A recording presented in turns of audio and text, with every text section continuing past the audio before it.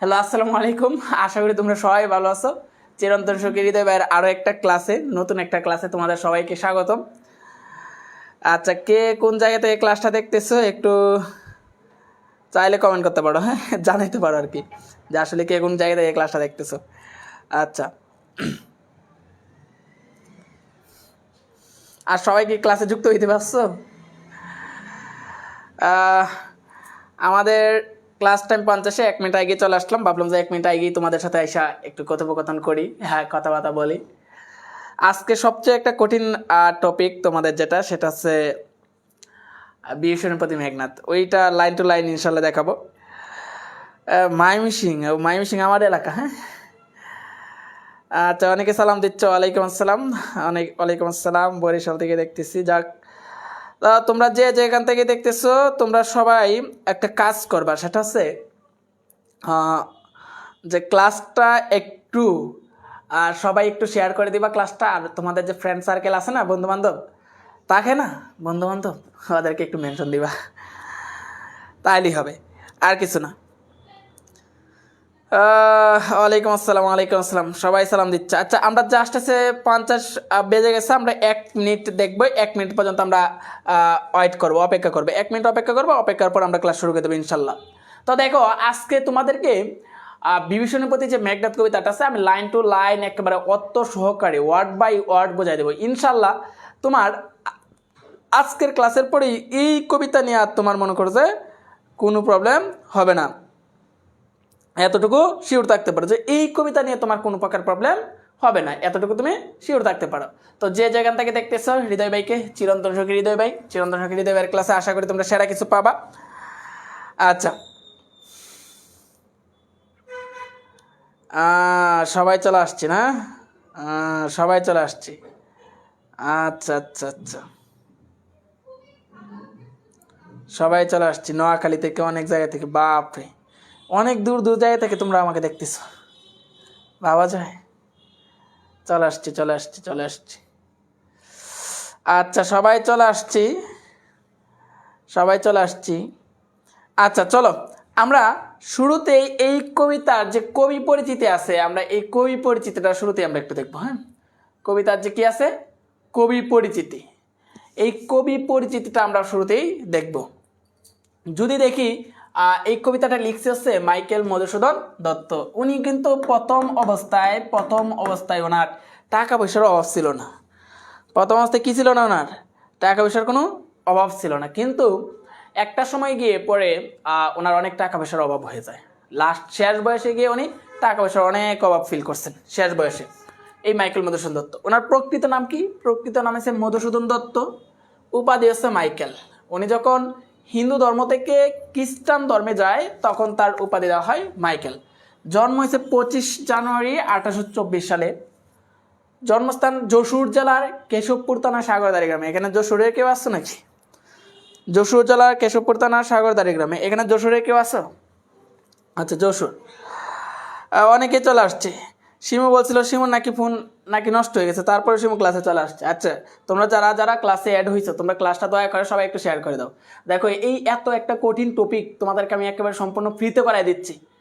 তো এটার জন্য কি একটা শেয়ার করা যায় না?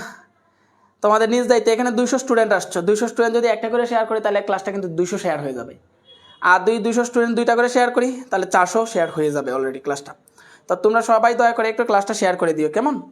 আচ্ছা, আমরা আর কথা না বাড়াই। পিতার নাম হচ্ছে রাজনারায়ণ দত্ত, মাতার নাম হচ্ছে জাহ্নবী দেবী। এই জায়গা থেকে তোমার যেটা আসে, জন্মটা আসতে পারে, উপাধিটা আসতে পারে। দেখো, আমরা এই কবি পরিচিতিতে যে জায়গায় ফোকাস করব সবচেয়ে বেশি, এটা আমরা দেখব। ওনার সংসার জীবন হচ্ছে 1848 সালে মাদ্রাজের এক এতিমখানার স্কুল শিক্ষকতা করার সময় রেবেকা নামে একটা মেয়েকে বিয়ে করছিল। খ্রিস্টান ধর্ম গ্রহণ করেন 1843 খ্রিস্টাব্দে। এটা খুব গুরুত্বপূর্ণ। সবাই তোমরা চাইলে একটু এটা কমেন্ট করতে পারো, কারণ এটা খুবই গুরুত্বপূর্ণ। 1843 খ্রিস্টাব্দে খ্রিস্টান ধর্ম গ্রহণ করেন। নামের সাথে কী করেন? মাইকেল যোগ করেন। উনি খ্রিস্টান ধর্ম গ্রহণ করে কবে? 1843 খ্রিস্টাব্দে। খ্রিস্টান ধর্ম গ্রহণ করেন 1843 খ্রিস্টাব্দে। আর এরপরে ওনার নামের সাথে কী শুরু হয়? নামের সাথে মাইকেল শব্দটা যোগ করা হয়। নামের সাথে। আচ্ছা, এরপর যেটা বলছে, বাংলার যে চতুর্দশপদী কবিতা আছে, এই চতুর্দশপদী কবিতা বা সনেটের প্রবর্তক হয়েছে এই মাইকেল মধুসূদন দত্ত। এইটা খুবই গুরুত্বপূর্ণ, এটা খুবই গুরুত্বপূর্ণ যে বাংলার চতুর্দশপদী কবিতা বা সনেটের প্রবর্তক, চতুর্দশপদী কবিতা বা সনেটের প্রবর্তককে এটা হচ্ছে মাইকেল মধুসূদন দত্ত, মাইকেল মধুসূদন দত্ত বাংলার এই চতুর্দশপদী কবিতা বা সনেটের প্রবর্তক। আচ্ছা, শেয়ার ডান, অনেকে বলতেছে শেয়ার ডান, শেয়ার ডান। যারা বাকিরা শেয়ার করে নাই বাকিরাও শেয়ার করে দাও, হ্যাঁ বাকিরা শেয়ার করে দাও। তোমার কারণে যদি আরেকজন এই ক্লাসটা দেখে উপকৃত হয়, রমজান মাসে তুমি একটা সওয়াবের কাজ করলা তাহলে, ঠিক আছে? তো তোমরা সবাই একটু শেয়ার করে দিও, কেমন? আচ্ছা, এরপরে সে পেশা হয়েছে কবি এবং নাট্যকার ছিলেন, কবি এবং কি নাট্যকার, কবিতা লিখতেন এবং নাটক লিখতেন, এই হচ্ছে ওনার পেশা। আমরা আবার একটু ফোকাস করি যে কোন জায়গাটা গুরুত্বপূর্ণ। জায়গাটা গুরুত্বপূর্ণ হচ্ছে উনি খ্রিস্টান ধর্ম কবে গ্রহণ করছিল? খ্রিস্টান ধর্ম গ্রহণ করেছে 1843 খ্রিস্টাব্দে। আর খ্রিস্টান ধর্ম গ্রহণ করার কারণেই ওনার নামের শুরুতে কি যুক্ত হয়েছে? মাইকেল শব্দটা যুক্ত হয়। আচ্ছা, এরপর কি বলছি? এরপর হচ্ছে বাংলার চতুর্দশপদী কবিতা বা সনেটের প্রবর্তক কে? মাইকেল মধুসূদন দত্ত। তারপর বলছি পেশা কি? পেশা হচ্ছে কবি এবং সে কি নাট্যকার। এই তিনটা পয়েন্ট একটু দেখবা, কারণ এই তিনটা পয়েন্টেই তোমাদের জন্য গুরুত্বপূর্ণ। এই তিনটা পয়েন্টে কি তোমাদের জন্য, সবার জন্য কি গুরুত্বপূর্ণ। আচ্ছা, এবার আমরা সামনে আগাই, হ্যাঁ সামনে আগাই দেখি। আচ্ছা, এবার যে জায়গাটা আসছি এই জায়গাটা মধ্যে ওনার যে সাহিত্যগুলো উনি কী কী লিখছেন দেখো। আধুনিক নাটক শর্মিষ্ঠা, পদ্মাবতী এবং কৃষ্ণকুমারী। সবাই একটু এটা কমেন্ট করবে যে আসলে ওনার নাটক কোনগুলা, আসলে ওনার নাটক কোনগুলা, আসলে ওনার নাটক কোনগুলো। সবাই একটু কমেন্ট করবো কি কি নাটক ওনার। নাটক হচ্ছে শর্মিষ্ঠা, তারপর পদ্মাবতী, তারপর কৃষ্ণকুমারী। এই তিনটা নাটক উনি কী করেন? এই তিনটা নাটক উনি লিখেন। কি কি বলছি? শর্মিষ্ঠা, পদ্মাবতী এবং সে কি এবং সে কৃষ্ণকুমারী। শর্মিষ্ঠা, পদ্মাবতী এবং কৃষ্ণকুমারী। শর্মিষ্ঠা, পদ্মাবতী এবং কি কৃষ্ণকুমারী। সবাই এটা কমেন্ট করো যে কি বললাম, শর্মিষ্ঠা, পদ্মাবতী এবং কি কৃষ্ণকুমারী। আচ্ছা, অনেকেই ক্লাসে চলে আসছো, এর মধ্যে আমার পরিচিত অনেক স্টুডেন্ট আছে যারা এখানে ক্লাসে আসছো। এই যে নুসরাত তুসমি বলছে যে শেয়ার ডান, আর আমাদের পরিচিত। তারপর যে লিমা আক্তার সৌরভী, আইবি সুলতানা, আইবি সুলতানা অনেক আগে, হ্যাঁ। তারপর এই যে হানিয়া রেগুলার ক্লাস করে, ইসরাত চৌধুরী রেগুলার ক্লাস করো, নুরিন ভুইয়া রেগুলার ক্লাস করে আমাদের। অনেকে আসো যারা কিনা তোমরা রেগুলার ক্লাস করো, নিয়মিত ক্লাস করো, হ্যাঁ। এর মধ্যে অনেকেই আসো, অনেক স্টুডেন্ট আছে নিয়মিত। এই যে শারমিনও কিন্তু রেগুলার ক্লাস করে আমাদের, আবার পেইড বেসের স্টুডেন্ট অনেকেই আছে যারা এখানে আমাদের পেইড বেসের স্টুডেন্ট আছে, হ্যাঁ। সুজয়। আচ্ছা, এবার তোমরা হচ্ছে এই জায়গাটা কমেন্ট করার জন্য বলছি যে শর্মিষ্ঠা, পদ্মাবতী এবং কি কৃষ্ণকুমারী। শর্মিষ্ঠা, পদ্মাবতী এবং কৃষ্ণকুমারী। অনেকে আছে যে মারুফ, ওরা কিন্তু আমাদের রেগুলার স্টুডেন্ট এবং পেইড বেস স্টুডেন্ট, অর্থাৎ FRB 4.0 স্টুডেন্ট। এখানে অনেকে আছে FRB 4.0 স্টুডেন্ট, হ্যাঁ 4.0 স্টুডেন্ট। তো এই FRB 4.0 স্টুডেন্ট যারা আছে অনেকেই আমার চোখের সামনে পড়তেছো। আচ্ছা, যাই হোক, এরপরে আমাদের কিন্তু নতুন কোর্স আসছে যেটা হচ্ছে FRB 4.1। চাইলে তোমরা FRB 4.1 ভর্তি দিতে পারো, যেটা বিস্তারিত ক্যাপশনে দেওয়া আছে। আচ্ছা, যাই হোক, আমরা কথা না বাড়াই। তারপরে হচ্ছে প্রহসন। তার যে প্রহসন আছে দুইটা, একেই কি বলে সভ্যতা, আর কিছু বড়ু শালিকের গাড়ির রো। বড়ু শালিকের গাড়ির রো বানানটা একটু বলেছে, হ্যাঁ বড়ু শালিকের গাড়ির রো। একে কি বলে সভ্যতা, আরেকটা কি, আরেকটা হচ্ছে বড়ু শালিকের গাড়ির রো, বড়ু শালিকের গাড়ির রো। কি বলছি? শিবা বলতেছে আমাকে চিনেন না ভাইয়া? হ্যাঁ চিনবো না কেন। কি বললাম যে প্রহসন আছে দুইটা, কি বলে, একে কি বলে সভ্যতা, আরেকটা কি, আরেকটা হচ্ছে বরিশালের গাড়ি। এই দুইটা প্রহসন তার। আধুনিক নাটক শর্মিষ্ঠা, পদ্মাবতী, কৃষ্ণকুমারী, এই তিনটা তার নাটক। আর হচ্ছে প্রহসন একে কি বলে সভ্যতা, আরেকটা কি বলছি বরিশালিকের গাড়ির রো। এরপর দেখি, এরপর হচ্ছে কাব্যগ্রন্থ। কাব্যগ্রন্থ কি কি আছে? তিলোত্তমাসম্ভব কাব্য, মেঘনাদবধ কাব্য, বরজাঙ্গনা কাব্য, বীরঙ্গনা, এগুলো আছে তার কাব্যগ্রন্থ। আর তাছাড়া আরেকটা আছে, সেটা হচ্ছে চতুর্দশপদী কবিতাবলী। এবার হচ্ছে মৃত্যু 1873 খ্রিস্টাব্দে 29শে জুন। এবার আমরা কবিতার ব্যাখ্যাতে চলে যাব, ঠিক আছে। এই হচ্ছে ওনার সব মিলা ওভারঅল মিলা ওনার কাহিনী, ঠিক আছে, যে উনি আসলে কি কি করছেন কি কি করেন নাই, এটা হচ্ছে ওনার সব কিছু বিস্তারিত তথ্য। এবার তোমরা একটা কাজ করবা, সেটা হচ্ছে যে সবাই ক্লাসটা তো শেয়ার দিছো, বন্ধুদের মেনশনও দিয়ে দিছো, ঠিক আছে না? তোমরা চাইলে ক্লাসটা নিজেদের টাইমলাইনে রাখতে পারো, কারণ হচ্ছে তোমাদের এখন যা ক্লাসটা পড়াবো এই ক্লাসটা যাতে তোমাদের পরীক্ষার আগ পর্যন্ত তোমরা দেখতে পারো, এত না সবাই নিজেদের টাইমলাইনে ক্লাসটা সেভ করে রাখতে পারো, অর্থাৎ কি শেয়ার করে রাখতে পারো নিজেদের টাইমলাইনে। দেখো, এখন আমি লাইন টু লাইন এই কবিতাটা এমনভাবে বোঝাবো, তুমি মনে করো যে যার কাছে বোঝাও যায় না, মানে যে কোনোদিন বুঝো নাই সেও বুঝবা এই কবিতাটা, এমনভাবে পড়াবো। এখন এবার একটু মনোযোগ দেই। এবার একটু সব কিছু কাজ, হাতের কাজ সেরে এবার আমার দিকে তাকাই, ফোকাস দিই সবাই। এই দিকে তাকাই, কি বলছি? এইদিকে তাকানোর জন্য বলছি, ওই দিকে তাকাই রেছো কেন? আরে এইদিকে তাকানোর জন্য বলছি, এইদিকে আমার দিকে তাকাই। আচ্ছা, চলো আমরা সামনে যাই। আচ্ছা, এবার আমরা এই কবিতাতে চলে আসলাম। তো প্রথমেই সবাই খাতা কলম নিয়ে নাও। প্রথমে কিছু কথা বলবো। এই কবিতাটা ব্যাখ্যাতে যাওয়ার আগে আমি কিছু কথা বলবো। এই কবিতাটা আছে, এই কবিতার দুইটা দল আছে। কি বলছি একটু ফোকাস দেই সবাই এদিকে তাকাই সবাই। এই কবিতায় দুইটি দল আছে এই কবিতায়। আচ্ছা, থাকতেই পারে। এই দুইটা দল কি? একটা দল হচ্ছে নিকষা সতী আর একটা হচ্ছে সুমিত্রা। একটু এই দিকে তাকাই সবাই, নাহলে কিছু বুঝবো না। এখন লাইনগুলো যদি না বুঝো তাহলে পরে তুমি কিচ্ছু বুঝবা না, টোটালি এই ক্লাসটা পুরাটাই বুঝবা না। এর জন্য এখন লাইনগুলো তোমাকে গুরুত্ব দিয়ে শুনতে হবে। এদিকে তাকাই সবাই, এদিকে তাকাই। এই তুমি আবার ওই দিকে তাকাইছো, এদিকে তাকাও। কি বলছি? দুইটা দল। প্রথম দল কি? প্রথম দলটা হচ্ছে তার নিকষা সতী। নিকষা সতী, এটা হচ্ছে একটা দল। একটা দল কি? নিকষা সতী। হ্যাঁ, একটা দল আছে নিকষা সতী। আচ্ছা, এরপর আরো একটা দল আছে এখানে। আরেকটা দল কি? আরেকটা হচ্ছে সুমিত্রা। আরেকটা কি বলছি? সুমিত্রা। এই যে দুইটা দল। এই নিকষা সতীর আবার তিনটা ছেলে ছিল। নিকষা সতীর কয়টা ছেলে ছিল? তিনটা ছেলে ছিল। কি রে ভাই, ক্লাস করতে আসছিস না নানা করতে আসছিস? বুঝলাম না। ক্লাসে আসলে আবার চলে যাচ্ছিস, এটা হইল কোনো? হ্যাঁ, কি অবস্থা তোমাদের? ক্লাসে কোনো মনোযোগ নাই, কোনো কিছু নাই। ক্লাসে আসছো আবার চলে যাচ্ছ। কি সবাই ক্লাস করে মনোযোগ দিয়ে। কি বললাম? নিকষা সতী। তো এই নিকষা সতীর আবার কয়টা সন্তান? এই নিকষা সতীর আবার তিনটা সন্তান। একজন হচ্ছে রাবণ, একজন হচ্ছে কি? রাবণ। একজন হচ্ছে রাবণ, আরেকজন কি? আরেকটা হচ্ছে কুম্ভকর্ণ। কুম্ভকর্ণ। আচ্ছা, আরেকজন কি? আরেকজন হচ্ছে বিভীষণ। আরেকজন কি? বিভীষণ।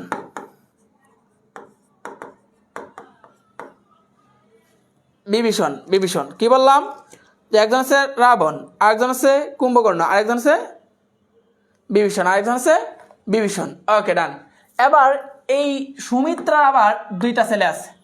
নিকষা সতীর তিনটা ছেলে, রাবণ, কুম্ভকর্ণ, বিভীষণ। সুমিত্রা আবার কয়টা ছেলে? দুইটা ছেলে।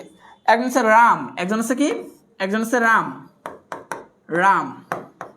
আচ্ছা, আরেকজন হচ্ছে লক্ষণ। রাম আর লক্ষণ। আচ্ছা, রাম আবার সুমিত্রার সৎ ছেলে ছিল। রাম আবার কি ছিল? সুমিত্রার সৎ ছেলে ছিল। আচ্ছা, আর এই লক্ষণ আবার কি? সুমিত্রার ছেলে। সুমিত্রার ছেলে। আচ্ছা, তার মানে কি বললাম? এই কবিতা আমরা কি পাবো? দুইটা দল পাবো। একটা দল হচ্ছে নিকষা সতী, আর একটা হচ্ছে সুমিত্রা। তো এর মধ্যে বললাম যে সুমিত্রার দুইটা ছেলে, একজন হচ্ছে রাম আর একটা কি? লক্ষণ। আর এই নিকষা সতীর তিনজন, একজন হচ্ছে রাবণ, একজন হচ্ছে কুম্ভকর্ণ, একজন বিভীষণ। এই রাবণের আবার আরেকটা ছেলে ছিল। রাবণের একটা কি ছিল? ছেলে ছিল। নাম ছিল কি? মেঘনাদ। আচ্ছা, এবার তার মানে রাবণের ছেলেকে মেঘনাদ।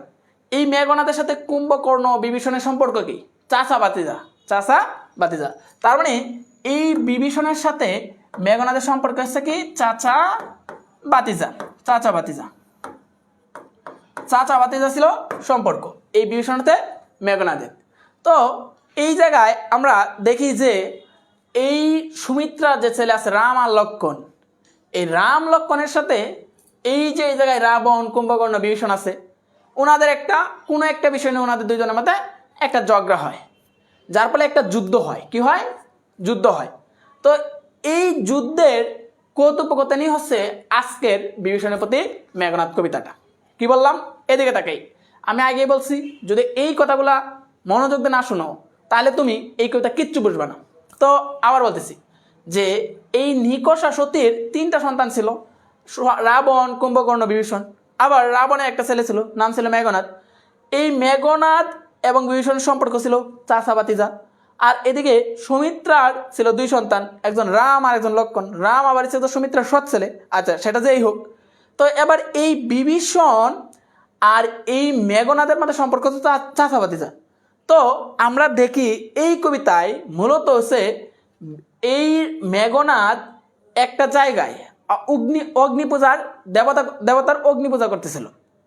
তো যখন এই পূজা করতেছিল, এই পূজাকালীন সময়ে এই সুমিত্রার যে ছেলে লক্ষণ, এই লক্ষণ আইসা এই যজ্ঞাগারে প্রবেশ করে। তখন মেঘনাদ বলতেছে যে এটা কি করে সম্ভব? যে এত প্রহরী এত সৈনিক ভেদ করে লক্ষণ কি করে এই যজ্ঞাগারে প্রবেশ করলো, এটা কে বলতেছে? মেঘনাদ বলতেছে। তো হঠাৎ করে মেঘনাদের চোখ পড়লো তার চাচা বিভীষণ দরজার মধ্যে দাঁড়ায় আছে। তখন মেঘনাদ বলতেছে যে এখন আর বুঝতে বাকি রইল না যে আসলেই এটা কে নিয়ে আসছে এখানে, মানে অর্থাৎ সে বুঝে গেছে যে তার চাচা বিভীষণই মূলত লক্ষণকে এই জায়গায় নিয়ে আসছে, ওইটা সে বুঝে গেছে। তখন সে মেঘনাদ এবং বিভীষণের মধ্যে তখন কিছু কথোপকথন হয়। এই কথোপকথনটাই আজকে আমরা কবিতাতে দেখব। এই হচ্ছে মেঘনাদের প্রতি বিভীষণ কবিতার প্রথম সারাংশ, মানে প্রথম একটু অংশ, যেটা আমরা সারমর্ম দেখলাম প্রথম। এবার আমরা প্রত্যেকটা লাইন ব্যাখ্যা দেখব। তো তোমরা এতটুকু ব্যাপার বুঝতে পারছো কিনা? যদি বুঝতে পারো তাহলে সবাই লিখবো ক্লিয়ার, আর যদি কেউ একেবারে বেশি বুঝতে পারো তাহলে লিখবো ইউসি। সবাই দেখি কি কি অবস্থা তোমাদের। আচ্ছা, এবার দেখি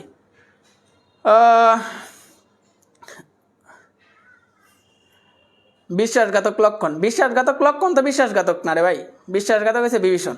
আমরা কবিতার পড়ি, তারপরে দেখা যাবে। আচ্ছা, ক্লিয়ার। তারপরে অনেকে এসে এখন সালাম দিচ্ছে। আরে ক্লাস তো শুরু হয়ে গেছে অনেকক্ষণ আগে নাকি? আচ্ছা দেখি একটু কেউ একজন কমেন্ট করছে ভাইয়ের নাম কি? এর মধ্যে বর্ণারানী ঘোষ বলতেছে হৃদয় ভাইয়া না, চিরন্তন সুখী। ভাইয়ের নাম হচ্ছে চিরন্তন সুখী। ক্লিয়ার ভাইয়া, ক্লিয়ার। বাহ, তোমরা খুব সহজে বুঝতে পারো। হ্যাঁ, তোমরা তো খুব ট্যালেন্টেড, তোমরা সহজেই বুঝতে পারো। আচ্ছা, তোমরা ভালো করবা। হ্যাঁ, তোমাদের জন্য দোয়া। আচ্ছা, ক্লিয়ার ভাইয়া, ক্লিয়ার। সবাই ক্লিয়ার বলতেছে। রীতা, তারপরে যা আরেকবার বলেন ভাইয়া। মাহমুদুল বলতেছে আরেকবার বলেন ভাইয়া। আচ্ছা, আরেকবার বলেন ভাইয়া না, আরেকবার বলেন প্লিজ। আচ্ছা, আরেকবার বলছি এই কবিতা আমরা দুইটা দল পাবো। একটা হচ্ছে এই নিকষা সতী, আর একটা হচ্ছে সুমিত্রা। এই নিকষা সতীর 3 সন্তান, রাবণ, কুম্ভকর্ণ আর বিভীষণ। রাবণের ছেলে হয়েছে মেঘনাদ। মেঘনাদের সাথে বিভীষণের সম্পর্ক হচ্ছে চাচা ভাতিজা।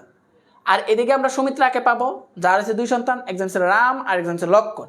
তো এই সুমিত্রাদের সাথে অর্থাৎ কি রাম লক্ষণের সাথে এই রাবণ, কুম্ভকর্ণ, বিভীষণের একটা যুদ্ধ হয়। এই যুদ্ধের কথোপকথন হিসাবেই আমরা আজকের এই কবিতাটা দেখব। এই তো কথা বলছি, আর কিছু না। আশা করি বুঝতে পারছি। আচ্ছা, আশা করি বুঝতে পারছি। হ্যাঁ,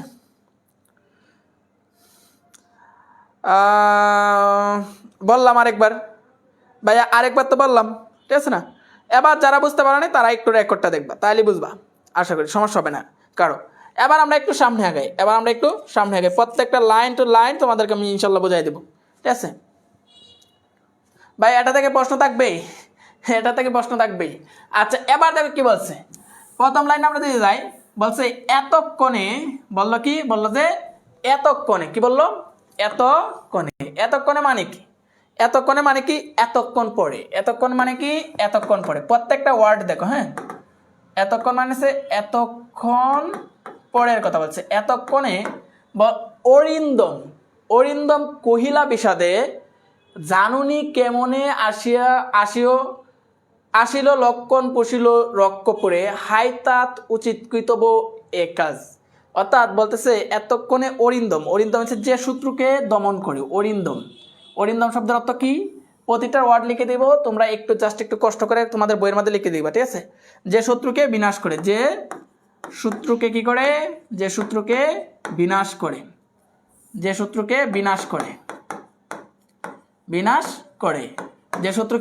অরিন্দম মানে যে শত্রুকে বিনাশ করে। এখানে মেঘনাদের কথা বলা হয়েছে। এখানে কার কথা বলা হয়েছে? এখানে মেঘনাদের কথা বলা হয়েছে। মেঘনাদ এর কথা বলা হয়েছে। অরিন্দম বলতেছে যে শত্রুকে বিনাশ করে। এখানে কার কথা বলেছে? এখানে মেঘনাদের কথা বলেছে। এখানে কার কথা বলেছে? এখানে মেঘনাদের কথা বলা হয়েছে। আচ্ছা, বললো কহিলা মানে হচ্ছে বলছে। কহিলা মানে কি? বললো। বলছে বিষাদে মানে হচ্ছে দুঃখ কষ্টে, দুঃখের সাথে। বিষাদে মানে কি? দুঃখের সাথে। বিষাদে মানে কি?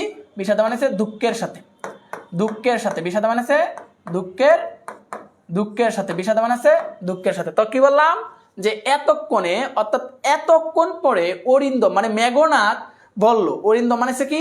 মেঘনাদ। অরিন্দম বলতে কাকে বুঝেছে? সবাই কমেন্ট করো। মেঘনাদকে বুঝেছে। অরিন্দম বলতে কাকে বুঝেছে? এখানে মেঘনাদকে বুঝেছে। সবাই কমেন্ট করো। কি বলছি অরিন্দম বলতে কাকে বোঝাইছে মেঘনাথকে বোঝাইছে অরিন্দম বলতে কাকে বোঝায় মেঘনাথকে বোঝায় অরিন্দম বলতে কাকে বোঝায় মেঘনাথকে বোঝায় ভাইয়া ভালোভাবে দেখা যাচ্ছে না কি বলো দেখা যাচ্ছে না মানে আচ্ছা দেখছি অন্য কালার কালি নিয়ে কি অবস্থা হয় কালো কি দেখা যাবে কালো তো আরো দেখা যাবে না এটা দেখা যাবে বেশি মনে হচ্ছে আচ্ছা কি বললাম মেঘনাথকে বোঝাইছে সবাই এটা কমেন্ট করো পশিল মানে প্রবেশ করলো ভাই পশিল পর্যন্ত যাই তারপর দেখি কি বললাম অরিন্দ মানে মেঘনাথকে বোঝাইছে অরিন্দ মানে কাকে বোঝাইছে মেঘনাথকে বোঝাইছে আচ্ছা তার মানে মেঘনাথ কি বলতেছে যে এতক্ষণ পরে মেঘনাথ বুঝতে পারছে কি বুঝতে পারছে যে সে দুঃখের সাথে বলতেছে এতক্ষণে অরিন্দম কৈলাবের সাথে অর্থাৎ কি মেঘনাথ দুঃখের সাথে বলতেছে কি বলতেছে জানুনি জানুনি মানে কি জানে না জানুনি মানে কি জানলাম জানুনি মানে কি জানুনি মানে সে জানলাম জানুনি মানে আছে জানলাম মানে এতক্ষণে সে জানলো কেমনে কেমনে মানে সে কি করে কেমনে মানে সে কেমনে আসি মানে সে কিভাবে আসলো কেমনে আসি মানে কি কিভাবে আসলো কেমনে আসি মানে কি কেমনে আসি মানে সে কিভাবে আসলো কেমনে আসি মানে কি কিভাবে আসলো আচ্ছা কেমনে আসি মানে কিভাবে আসলো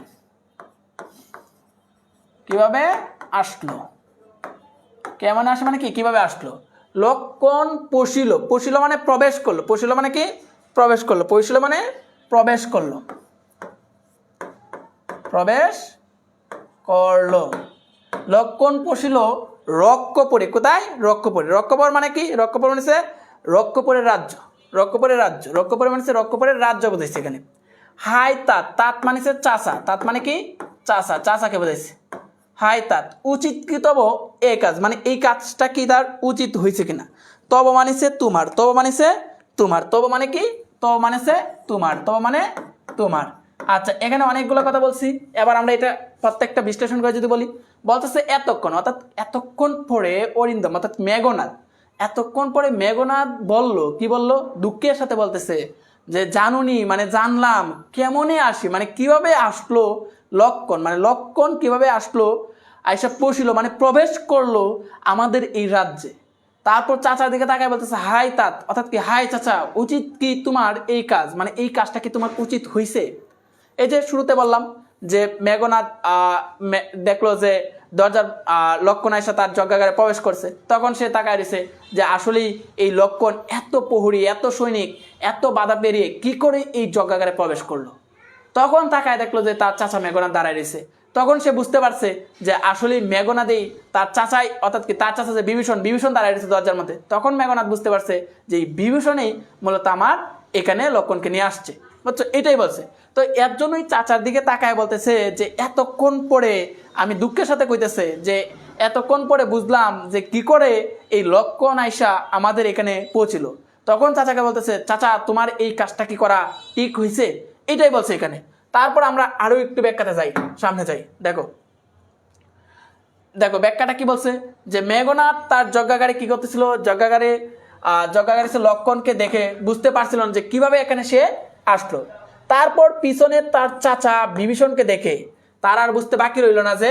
বিভীষণ লক্ষণকে এখানে আসতে কি করছে সাহায্য করছে তাই মেঘনাথ তার চাচাকে বলছে যে আপনার কি এই কাজটা করা উচিত হয়েছে এই জায়গায় কারো কোনো প্রশ্ন আছে বলো এই জায়গায় কারো কোনো প্রশ্ন আছে বলো ভাই এটা কোন কবিতা এটা হচ্ছে বিভীষণের প্রতি মেঘনাথ কবিতা রক্ষপরণে স্যার আকর্ষণনগর আচ্ছা এই জায়গার কারো কোনো কোয়েশ্চেন আছে কিনা বলো একজনের যদি সিঙ্গেল কোয়েশ্চেন থাকে আমি তোমাকে এটা রিপ্লাই দেবো কারো কোনো কোয়েশ্চেন আছে যদি কোয়েশ্চেন না থাকে যদি বুঝতে পারো তাহলে তোমরা সবাই লেখো যে বুঝছি মানে ক্লিয়ার সারা খান বলতেছে আমার কমেন্ট ভাইয়া কখনো দেখে না দুঃখ না তোমার কমেন্ট কখনো ভাইয়া দেখলাম না ঠিক আছে না এই দুঃখ কই রাখি ঠিক আছে না আচ্ছা ভাইয়া একটু বড় করে লেখেন দেখতে পাই না আচ্ছা ঠিক আছে সুমাইয়া সিমু বড় করে লিখবো ফাজিয়া কুমার ক্লিয়ার ভাইয়া কোয়েশ্চেন নাই কোনো নরিন ভাইয়া আচ্ছা এরপর দেখি ইসরাত জান না ভাইয়া কোনো সমস্যা নেই না বিপ্লব রয় নাকি মারো বলতেছে না ভাইয়া মারো এত জোরে ভাইয়া ডাকাতে লাগে বলো না ভাইয়া কোনো প্রশ্ন নাই আয়শা সিদ্দিকা মামহাদুল না ভাইয়া আচ্ছা ধন্যবাদ তোমাদের কারো কোনো কোয়েশ্চেন নাই তাহলে আমরা সামনে আগাই আমার কমেন্টটা আপনি দেখেন না কে বলছিল লিলি রানী দাস বলতেছে ভাইয়া আমার কমেন্ট আপনি দেখেন না আচ্ছা এবার দেখি এরপর দেখি কি বলছে এবার এই কাজটা তো উচিত হয় নাই করা এরপর বলতেছে নিকষা সতী তোমার জননী। নিকষা সতী কি? নিকষা সতী হচ্ছে তোমার জননী। এটা আমরা একটু আগে দেখলাম, যে আমরা শুরুতেই দেখলাম এই নিকষা সতী তোমার জননী বলতে বোঝাইছে এই নিকষা সতী হচ্ছে কি বিভীষণের মা। নিকষা সতী হচ্ছে কি? নিকষা সতী তোমার মা, মানে তোমার মা নিকষা সতী। নিকষা সতী তোমার জননী মানে কি? নিকষা সতী তোমার মা। বলতেছে নিকষা সতী কি? এই নিকষা সতী হচ্ছে তোমার মা। নিকষা সতী তোমার মা। তাহলে তুমি এই কাজটা কি করে করলা চাচা? তোমার নিকষা সতী কি? তোমার মা। বলতেছে সহোদর, হ্যাঁ, সহোদর রক্ষশ্রেষ্ঠ। সহোদর মানে কি? তার ভাইয়ের কথা বলতেছে। সহোদর মানে কি? তার ভাইয়ের কথা বলতেছে। তোমার ভাই এই বংশের শ্রেষ্ঠ। সহোদর রক্ষশ্রেষ্ঠ মানে কি বলছে? যে তোমার ভাই সে এই বংশের শ্রেষ্ঠ। তোমার যে ভাই আছে, তোমার ভাই এই বংশের কি? এই বংশের শ্রেষ্ঠ, হ্যাঁ, এই বংশের শ্রেষ্ঠ। অথচ তুমি কেমনি এই কাজটা করলা? বলতেছে সুলীন শুম্বনীপ মানে কি? সুলীন শুম্বনীপ বলতেছে যা সুলীন প্রাণী মহাদেবের মতো। অর্থাৎ কি এই জায়গায় ওর বাইকে কি সাথে তুলনা করছে? সুলীন প্রাণী মহাদেবের মতো তুলনা করছে। শুল প্রাণী মহাদেবের মতো। কি বলছি? শুল প্রাণী মহাদেবের মতো। শুল প্রাণী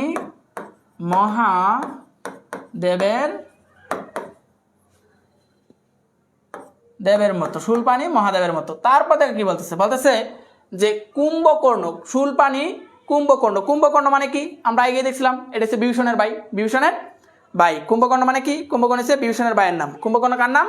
এই বিভীষণের ভাইয়ের নাম। এই বিভীষণের কিসের নাম? ভাইয়ের নাম। বিভীষণের ভাইয়ের নাম হচ্ছে কুম্ভকর্ণ। ভাইয়ের নাম বিভীষণের। তারপর বলতেছে যে ভাতৃপুত্র বাসব বিজয়ী। এটা মেঘনাদের কথা বলছে। কার কথা বলছে? মেঘনাদের কথা বলছে। কার কথা? মেঘনাদ। এই যে মেঘনাদ যে কি করছে? বাসব মানে ইন্দ্রকে, ভাতৃপুত্র মানে ভাইয়ের ছেলে। ভাতৃপুত্র মানে কি? এই ভাতৃপুত্র মানে হচ্ছে ভাইয়ের ছেলে। অর্থাৎ এখানে কাকে বোঝাইছে? এখানে মেঘনাদকে বোঝাইছে। কাকে বোঝাইছে? মেঘনাদকে বোঝাইছে। এখানে কাকে বোঝাইছে? মেঘনাদকে বোঝাইছে। আচ্ছা, এরপর হচ্ছে বাসব বিজয় মানে কি? বাসব অর্থাৎ ইন্দ্র মেঘনাদকে বোঝাইছে। বাসব মানে বাসব জয় করছে কে? বাসব জয় করছে যে। এরপর বলছে নিজ গৃহপথ অর্থাৎ কি? নিজের পথ। তাঁত মানে চাচা, একটু আগে দেখেছিল। তাঁত মানে কি? তাঁত মানে চাচা, একটু আগে দেখেছি। নিজ গৃহপথ মানে নিজের ঘর। নিজ গৃহপথ মানে কি? নিজের ঘর। নিজ গৃহপথ মানে নিজের ঘর। তাঁত মানে চাচা। দেখাও তস্কর মানে চুর। তস্কর মানে কি? চুর। এই লক্ষণকে বোঝাইছি। তস্কর মানে হচ্ছে কি? চুর। এখানে কাকে বোঝাইছে? লক্ষণকে বোঝাইছে। লক্ষণকে বোঝাইছে। আচ্ছা, এরপর বলতেছে চন্ডালে বসাও আনি রাজার আলোয়। চন্ডাল মানে সবচেয়ে নিচু বংশের লোক। চন্ডাল মানে কি? সবচেয়ে নিচু বংশের লোক। এই চন্ডাল মানে কি? সবচেয়ে নিচু বংশের লোক। সবচেয়ে নিচু বংশের লোক। সবচেয়ে নিচু বংশের লোক। বলছে চন্ডালে আনি বসাও কি? রাজার আলোয়। রাজার আলোয় মানে কি? রাজার সিংহাসনে বসানোর কথা বলছে। রাজার আলোয় মানে কি? রাজার সিংহাসনের কথা বোঝানো হয়েছে। রাজার সিংহাসনের কথা বোঝানো হয়েছে। রাজার সিংহাসনের কথা বোঝানো হয়েছে। সনের কথা। আচ্ছা, দেখো এই জায়গায় যে কথাগুলো বললাম, দেখি এই জায়গায় যে কথাগুলা বললাম। আচ্ছা, একটু যদি তাকে আমরা বলছে যে নিকষা সতী তোমার জননী। যখন দেখলো বিভীষণ শুলপানি কি? শুলপানি তো বললাম, শুলপানি এসে যে একজন দেবতার নাম, ঠিক আছে, মহাদেবতার মতো। শুলপানি মহাদেবতা অর্থাৎ শুলপানি একজন দেবতা। আচ্ছা, দেখো একটু এদিকে তাকাই, সবাই একটু এদিকে ফোকাস করি। কি অবস্থা তোমাদের? আমি কই তোমাদের ব্যাপারটা কি জানো ভাইয়া? আমার কমেন্ট দেখেন না। কমেন্ট কখন দেখবো বলো? কমেন্ট তো দেখবো, ঠিক আছে না? সময় হোক দেখবো। এবার দেখো তোমাদের সমস্যা কি জানো?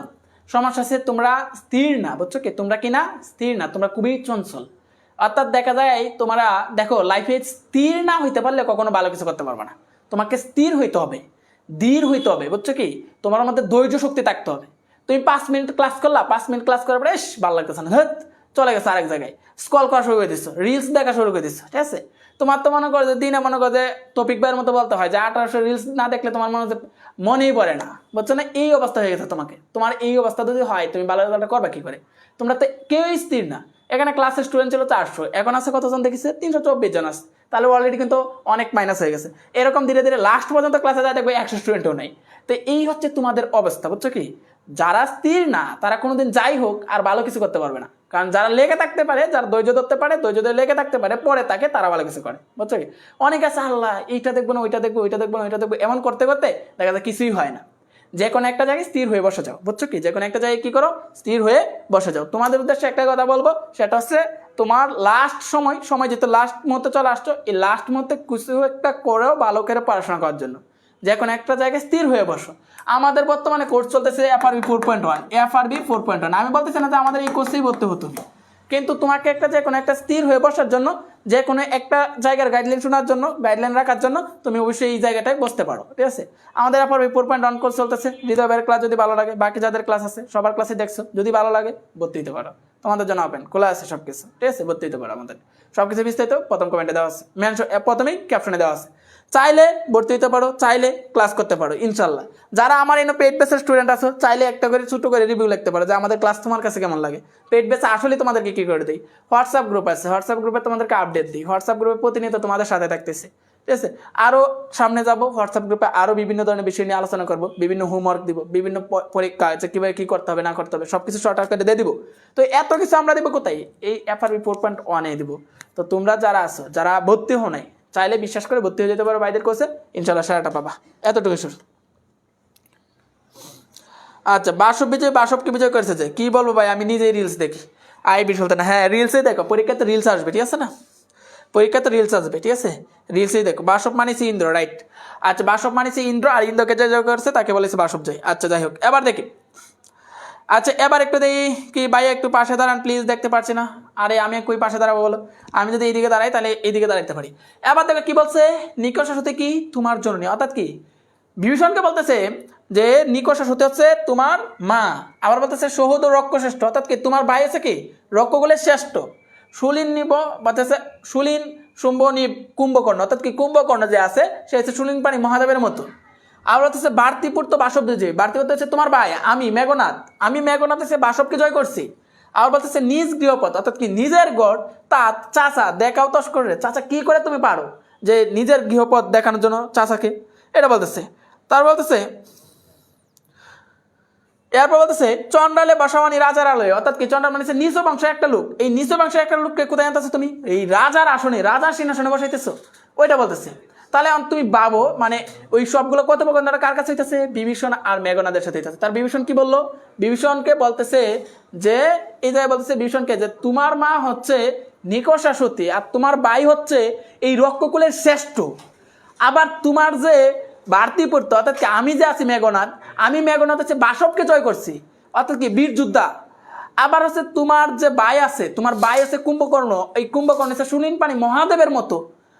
এখন তুমি কি করতেছো, এই নিজ গৃহপথ অর্থাৎ কি নিজ গড়ে নিয়ে আসছো, কাকে নিয়ে আসছো, তুমি একজন চুরকে নিয়ে আসছো, অর্থাৎ কি চুর বলতে এখানে লক্ষণকে দিয়েছে যে লক্ষণকে নিয়ে আসছো, নিয়ে এসো তুমি চন্ডাল, অর্থাৎ কি যে নিচু বংশের মানুষ তাকে তুমি রাজার আলোয় এনে বসাইতেছো, অর্থাৎ কি রাজার সিংহাসনে বসাইতেছো। ওইটা কে বললো, ওইটা চাচাকে বললো। ওইটা কাকে বললো, ওইটা বললো যা তোমার তার চাচাকে বললো। আমরা যদি একটু ব্যাখ্যাতে যাই তাহলে বুঝবো ব্যাপারটা আরো সুন্দর করে। ব্যাখ্যাতে কি বলছে দেখো, ব্যাখ্যাতে বলতেছে মেঘনাথ বিভীষণকে বলছে, কি বলছে যে তোমার মা নিকষা সতী, তোমার ভাই কি কুম্ভকর্ণ যে কি সুলিন পানি মহাদেবের মতো, তোমার বাতিজা বাসব বিজয়ী। এত ভালো বংশের একজন হয়ে আপনি কিভাবে নিজের ঘরে লক্ষণের মতো একজন চোরকে প্রবেশ করতে সাহায্য করলেন, এ যেন রাজার আসনে চোরকে বসানোর মতো। এই কথাটা বলছে। কি কথা কি বুঝছি নাকি বুঝিনি, এই কথা কি বুঝছি নাকি বুঝিনি বলো বলো।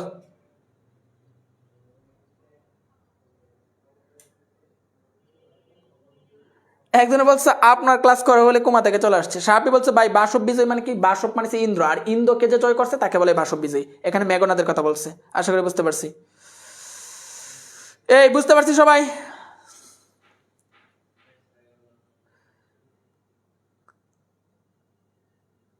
সবাই বুঝতে পারছি। এই ক্লিয়ার যদি হয়ে থাকে সবাই লাগবে ক্লিয়ার, হ্যাঁ সি, আর যদি বেশি বুঝে তাহলে ইউসি। ফার্স্ট কমেন্ট করি সবাই। বুঝতে পারছি ভাইয়া শিফা আক্তার, আর উল্টাপাল্টা কেউ কমেন্ট করিও না, কারণ ক্লাস করো, ক্লাস না করলে উল্টাপাল্টা কমেন্ট করলে বুঝতে পারবা। সাদিয়া বলতেছে বুঝতে পারছি। আচ্ছা, এফআরবি 4.0-তে হওয়া যাবে না, কিস্তির মধ্যে ভর্তি হওয়া যাবে?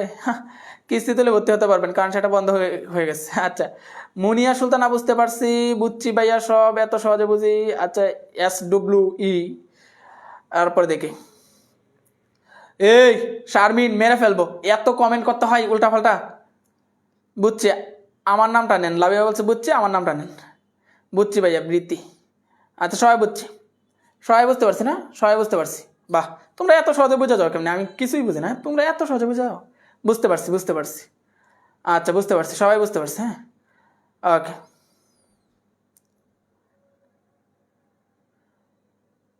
আফরোজা বলতেছে না, আমার এই কমেন্টটা দেখেন না। না, তোমার এই কমেন্ট দেখবো না। বুঝছি, সবাই বুঝতে পারছি। এবার আমরা নেক্সটে যাই, নেক্সট লাইনে যাই। বলছে কিন্তু নাহি গঞ্জি তোমা গুরুজন তুমি, বলতেছে। এবার দেখো কি বলতেছে, বলতেছে পরের লাইনে, যে পরের লাইনে কি বলতেছে, পরের লাইনে বলতেছে কিন্তু, কিন্তু কি, কিন্তু নাহি গঞ্জি তোমা, অর্থাৎ কি, এবার দেখো কি বলতেছে, কিন্তু নাহি গঞ্জি, গঞ্জি মানে কিন্তু তোমাকে আমি তিরস্কার করবো না, কারণ তুমি কি গুরুজন।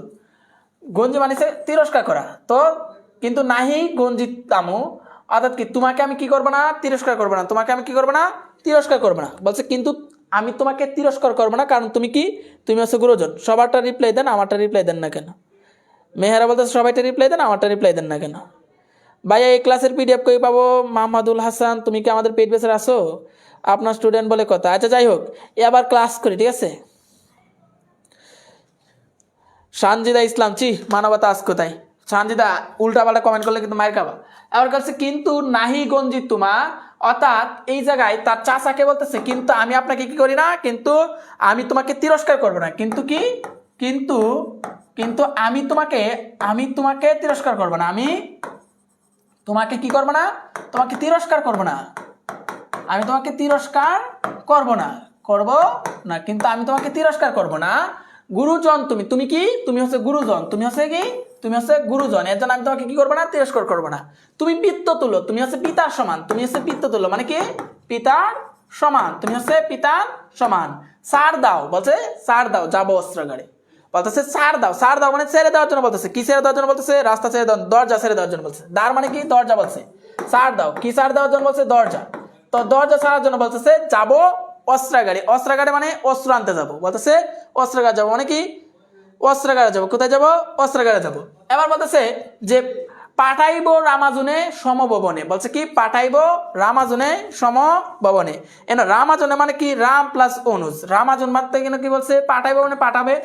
রামাজন বলতেছে রাম প্লাস অনুজ। হ্যাঁ, রাম প্লাস কি, অনুজ, অর্থাৎ কি রামের ছোট ভাই, রামের ছোট ভাই, লক্ষণকে বোঝাইছে, লক্ষণ বোঝাইছে, রামের ছোট ভাই, রামের ছোট ভাই। রামাজন বলতেছে রাম প্লাস অনুজ, অর্থাৎ কি রামের ছোট ভাই লক্ষণকে বোঝাইছে। রামের যে ছোট ভাই আছে, এই রামের ছোট ভাই কাকে বোঝাইছে? লক্ষণ। লক্ষণ, এই রামের ছোট ভাই লক্ষণকে বোঝাইছে। রামের ছোট ভাই কাকে বোঝাইছে? লক্ষণকে বোঝাইছে, লক্ষণকে বোঝায়। রামের ছোট ভাই লক্ষণকে বোঝায়। বলছে পাঠাইব রামাজন সমভবনে। সমভবনে মানে কি, সমভবনে মানে কি, নরকে। সমভবনে মানে কি, নরকে, নরকে। সমভবনে মানে কি, নরকে। সমভবনে মানে কি, নরকে। এরপর বলতেছে লঙ্কার কলঙ্ক আজি বঞ্জিব আহবে। আহবে মানে আছে যুদ্ধে, আহবে মানে আছে যুদ্ধে। লঙ্কার কলঙ্ক বলতেছে লঙ্কা কোনো রকম বাধা বিপত্তি থাকবে না, এটা লঙ্কার কলঙ্ক মানে হচ্ছে কি, লঙ্কার কলঙ্ক মানে হচ্ছে এই যে লক্ষণ আয়সা এই লঙ্কাতে প্রবেশ করলো, অর্থাৎ কি তাদের রাজ্যে যে প্রবেশ করলো, এটা কি বলতেছে লঙ্কার কলঙ্ক। তো এই জায়গায় বললো যে লঙ্কার কলঙ্ক, অর্থাৎ কি লঙ্কায় কোনো রকম বাধা বিপত্তি ছাড়াই প্রবেশ করা, লক্ষণের কোনো বাধা বিপত্তি ছাড়াই যে প্রবেশ করা, এটা আজি মানে আজকে, বঞ্জিব আহবে। বঞ্জিব মানে কি, শেষ করবো। বঞ্জিব মানে কি, যুদ্ধ করে বিনষ্ট করা। বঞ্জিব মানে কি, যুদ্ধ করে বিনষ্ট করা।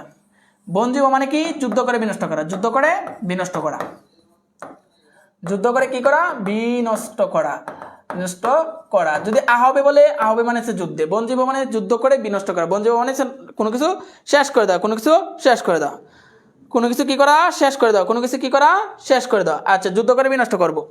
এবার দেখো আজি মানে কি, আজি মানে আজকে আর কি, আজি মানে আজকে, আজি মানে আজকে। তো এই জায়গায় কি বলতেছে দেখো, যে এত কিছু বলার পরে তারপরে জায়গায় কি বলতেছে দেখো, আহবে মানে যুদ্ধে। আচ্ছা, এবার একটু দেখি এই জায়গায় কি বলতেছে, কিন্তু, কিন্তু কি, চাষাকে আবার বলতেছে বিভীষণ, আবার বিভীষণকে বলতেছে মেঘনাদ, কি বলতেছে যে চাষা তুমি কি করো, তোমাকে আমি গঞ্জি তোমায় গুরুজন তুমি, অর্থাৎ কি কিন্তু আমি তোমাকে কি করবো না, তিরস্কার করবো না, আমি তোমাকে তিরস্কার করবো না, কারণ তুমি হচ্ছে আমার পিতৃতুল্য, তুমি হচ্ছে আমার গুরুজন, তুমি হচ্ছে আমার পিতার সমান। ছাড় দাও, অর্থাৎ কি দরজা ছেড়ে দাও, যাবো অস্ত্রাগারে, অর্থাৎ অস্ত্র আনতে যাব, আমি অস্ত্র আনতে যাব, আপনি কি করেন দরজা ছেড়ে দেন। বলতেছে পাঠাইবো রামাজনে, অর্থাৎ কি রামের ছোট ভাই লক্ষণকে পাঠাবো, কোথায় পাঠাবো, সম্ভাবনা নরকে, নরকে পাঠাবো এই রামাজনকে, অর্থাৎ কি লক্ষণকে। লঙ্কার কলঙ্ক আজই বঞ্জিবা হবে, অর্থাৎ কি আজকেই যুদ্ধ দ্বারা বিনষ্ট করে দেবো এই লঙ্কার বাধা বিপত্তি, এই কথাটা বলতেছে এখানে। আশা করি বুঝতে পারছি, আশা করি বুঝতে পারছি সবাই। বঞ্জিবা মানে কোনো কিছু বিনষ্ট করবে, রাইট। লঙ্কা কি, লঙ্কা দ্বীপ, রাবণ রাজ্য, বর্তমান শ্রীলঙ্কা, রাইট। যাহার নাম কি নরক বলে।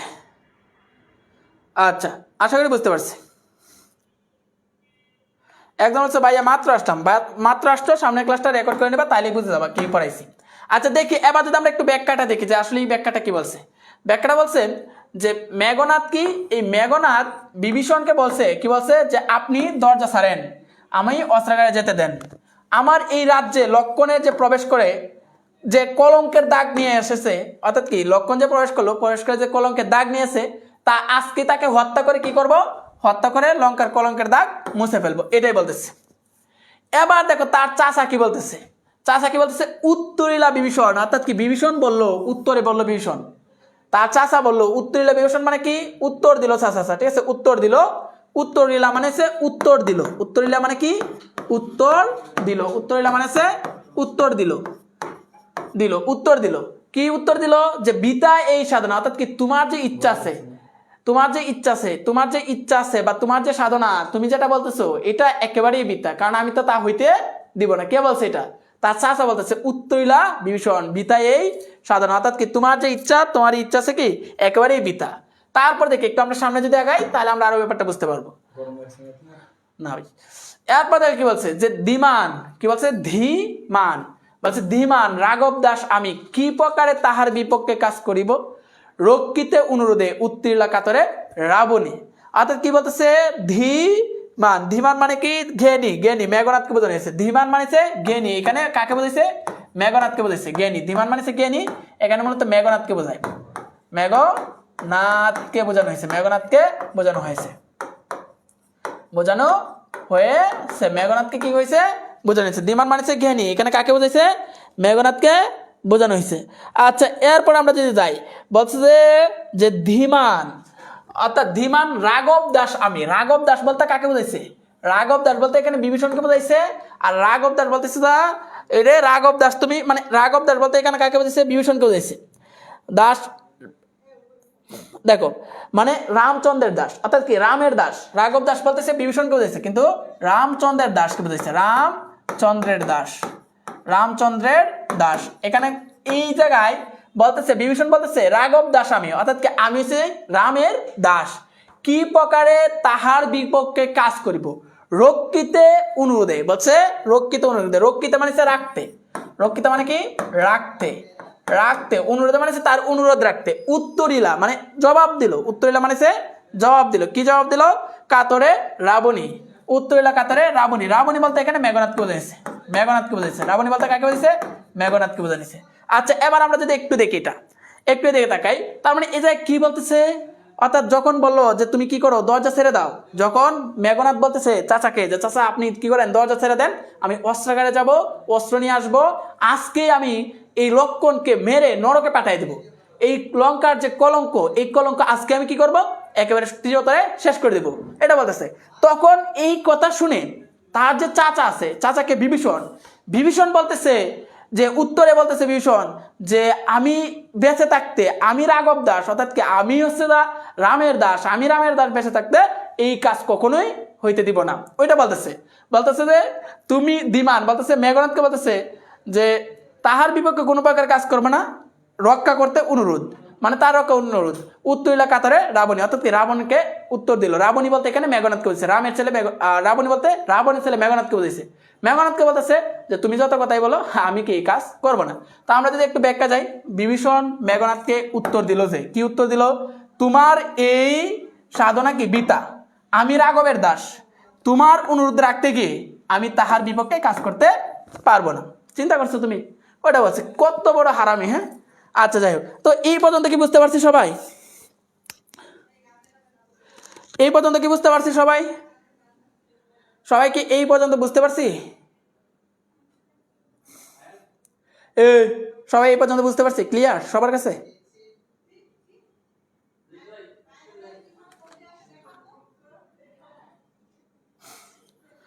এই পর্যন্ত যদি বুঝতে পারি সবাই লিখে একটু ক্লিয়ার। হ্যাঁ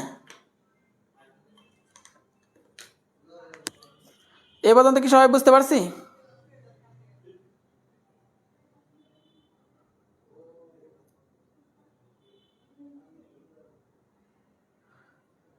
রাবণী মানে রাবণের পুত্র মেঘনাদ করেছে, রাইট।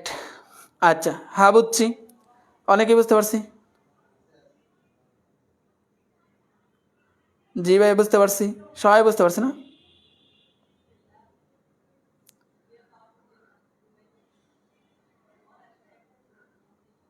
অজানা পাখি, হ্যাঁ অজানা পাখি তোমার নাম না? তোমার আর নাম নাই কোনো, নামই হচ্ছে অজানা পাখি। আচ্ছা সবাই বুঝতে পারছি, সবার কাছে ক্লিয়ার? আচ্ছা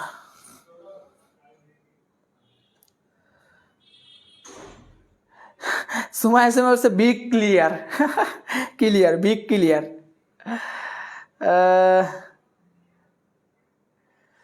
মাহমুদুল বুঝতে পারছি, জি ভাই বুঝতে পারছি। একদম হচ্ছে হালকার উপর জাফসা ভাইয়া, হালকার উপর জাফসা কেন? হ্যাঁ ক্লিয়ার বুঝতে হবে, ক্লিয়ার বুঝতে হবে, হালকার উপর জাফসা বুঝলে হবে? বলো নাতাশা ইসলাম ক্লিয়ার ভাইয়া? ওকে সবার কাছে ক্লিয়ার না? মাইমুন আক্তার স্মৃতি না, কোনো সমস্যা নেই। আচ্ছা সবাই ক্লিয়ার না? আচ্ছা ভাইয়া শারমিন সিমা বলতেছে একজনের কমেন্টে যে ভাইয়া ফার্ম কম মারো। উত্তরিলা মানে জবাব দিল, একজনের উত্তরিলা বলছে, উত্তরিলা মানে জবাব দিল। শিমু ক্লিয়ার না? ক্লিয়ারের মধ্যে এত আর হয় আগে জানতাম না, ঠিক আছে? ক্লিয়ার বানানি এত আর। বনি ভাই কি তোমাদেরকে এই শিখাইলো যে এত আর দিতে হবে, বেশি আর দিতে হবে? আচ্ছা ক্লিয়ারম্যান শ্যাম্পু, বাপরে ক্লিয়ারম্যান শ্যাম্পু, হ্যাঁ উত্তর দিল, জবাব দিল। এরপরে আমরা একটু সামনে আগাই, তাহলে আমরা সামনে আগাই, ঠিক আছে? উত্তরিলা মানে উত্তর দিল, উত্তরিলা মানে উত্তর দিল। আচ্ছা উত্তরিলা মানে উত্তর দিল, হ্যাঁ। আচ্ছা যাই হোক, তুমি যদি মনোযোগ দিয়ে দেখো তাহলে আশা করি বুঝছো। ফারজানা বলতেছে আমার নাম কেউ বলে না, না? আচ্ছা আর আজাইরা কমেন্ট করবে না কেউ? হ্যাঁ জি ভাইয়া ক্লিয়ার, ওকে ডান।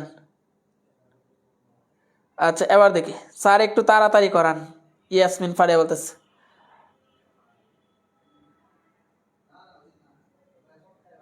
একজন বলতেছে ভাই আমার ইন্টার ফার্স্ট ইয়ার পরীক্ষা ঈদের পরে এইগুলো থেকে কমন পাবো, এইগুলো যদি তোমার পাঠ্য সিলেবাসে থাকে তাহলে এইগুলো থেকে কমন পাবা, ঠিক আছে? আর সিলেবাসে পাঠ্য নাই তাহলে কি কমন পাবা বলো? তাহলে কমন পাবো না। আচ্ছা যাই হোক, এই কি অবস্থা? সামনে আগান ভাইয়া। ওকে সামনে আগাই। এবার কথা হচ্ছে তোমরা কি শুরু করছো? ক্লাসটা একটা শেয়ারও দাও না, বন্ধু বান্ধবদেরকে মেনশনও করো না, ঠিক আছে? এটা হইলো বলো? ক্লাসটা একটু শেয়ারও দাও না, বন্ধু বান্ধবদেরকে মেনশনও করো না, দুঃখ দিয়ে দিলা তোমরা। হ্যাঁ বলছে হে পিতব্য, বলছে হে পিতব্য। পিতব্য মানে কি? পিতার সমতুল্য। পিতব্য মানে কি? পিতার সমতুল্য। পিতব্য মানে হচ্ছে পিতার সমতুল্য, সমতুল্য অর্থাৎ চাচাকে বোঝায়, অর্থাৎ চাচাকে বোঝায়। বলছে হে পিতব্য তব বাক্য ইচ্ছি মরিবারে, অর্থাৎ কি তুমি যত বাক্য পারো, তব মানে তোমার, তব মানে কি তোমার, তো তোমার যত বাক্য আছে সব বাক্য বলো তোমার। বলছে তব মানে কি? তব মানে হচ্ছে তোমার।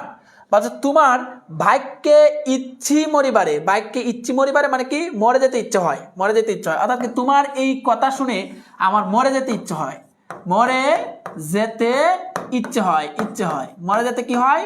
ইচ্ছে হয়। তো কি বলতেছে এখানে? বলতেছে বলতেছে কি বলতেছে? বলতেছে যে হে পিতব্য, অর্থাৎ কি পিতার সমতুল্য। হে পিতব্য অর্থাৎ কি চাচা, তোমার যে কথাগুলা তুমি যে বললা, এই কথাগুলা শুনে আমার আর বেঁচে থাকতে ইচ্ছে হয় না, আমার একেবারে মরে যেতে ইচ্ছে হয়। রাঘবের দাস, অর্থাৎ কি তুমি কি করে বলতে পারলা যে তুমি রাঘবের দাস? অর্থাৎ তুমি কি করে বলতে পারলা তুমি হচ্ছে কি? তুমি হচ্ছে রাঘব মানে হচ্ছে রামের দাস। কেমনে ও মুখে, কেমনে ও মুখে অর্থাৎ কি কেমন করে তোমার মুখে, একটু সামনে আগাই। বলতেছে কেমন করে তোমার মুখে আনিলে এই কথা, অর্থাৎ কি তুমি যে বললা রাঘবের দাস, এই কথাটা তোমার মুখে কেমনে আনিলে। তাঁত, তাঁত মানে চাচা, কোহ, কোহ তা দাসরে, দাসেরে, বলছে তাঁত চাচা, কোহ তা দাসরে, দাসরে মানে দাসেরে বলতে এখানে কি বলছে, মেঘনাথকে বোঝাইছে। কাকে বোঝাইছে?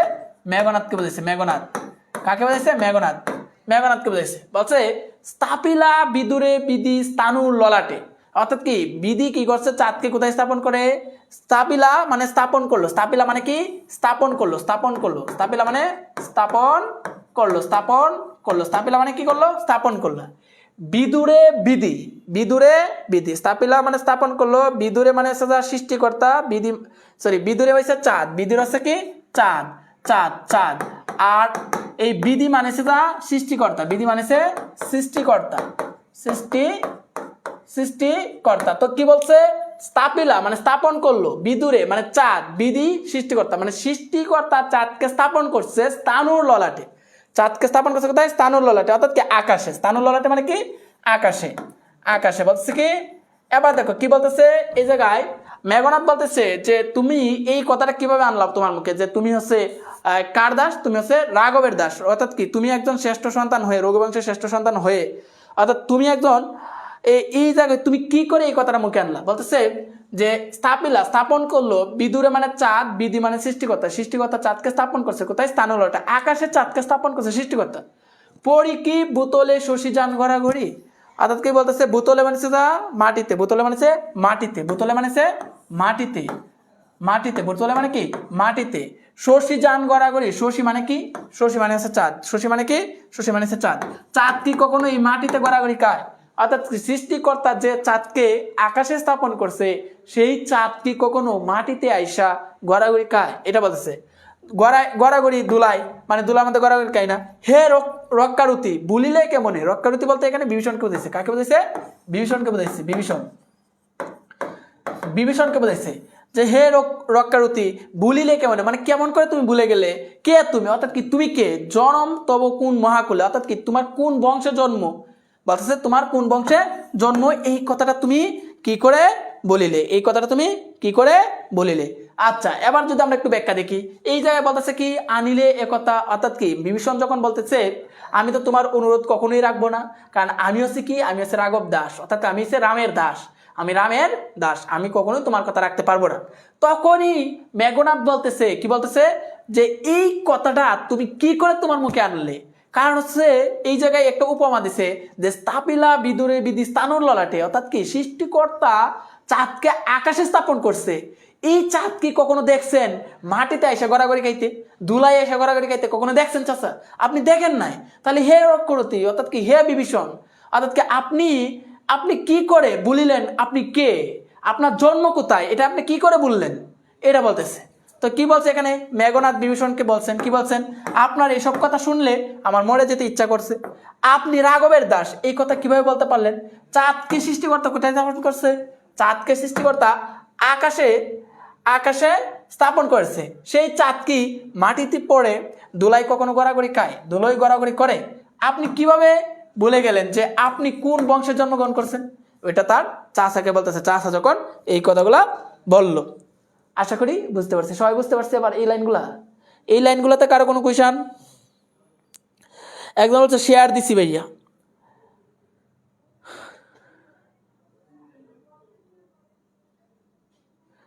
আচ্ছা এই এই কথাগুলো ভাইয়া, শশী মানে চাঁদ তাই না, হ্যাঁ শশী মানে চাঁদ,